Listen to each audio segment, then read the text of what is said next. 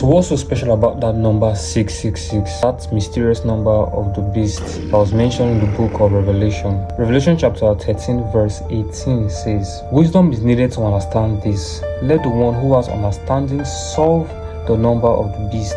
It is the number of a man.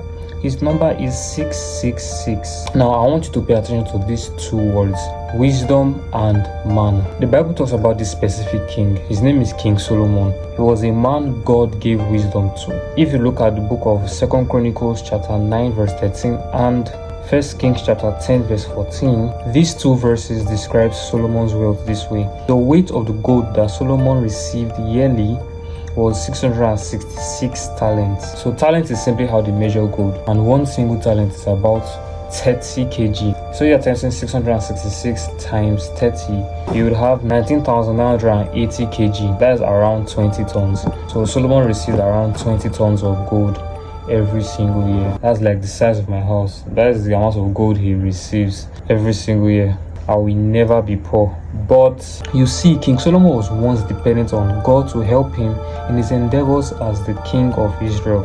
But after he got wisdom and riches, he used it to get all he ever wanted and more. So because of that, he no longer saw the need to be dependent on God. And he started doing the very things God specifically said not to do. You see, the Israelites were given a rule not to marry anyone outside of Israel, so that they don't bring their pagan gods into Israel and for them to start worshiping them. But you see, Solomon married multiple women outside Israel, which resulted in both him and many other Israelites to start worshiping these false gods. Just like how Solomon trust in his own wealth and understanding led to the wickedness that was brought upon Israel, it's the same way the book of Revelation used the number 666 to describe those that in their pursuit of power and wealth brought wickedness of all sorts into the world. As the book of 1 Timothy chapter 6 verse 10 mentions, for the love of money is the root of all evil. So in that particular chapter, Revelation chapter 13, the Bible describes these two types of people.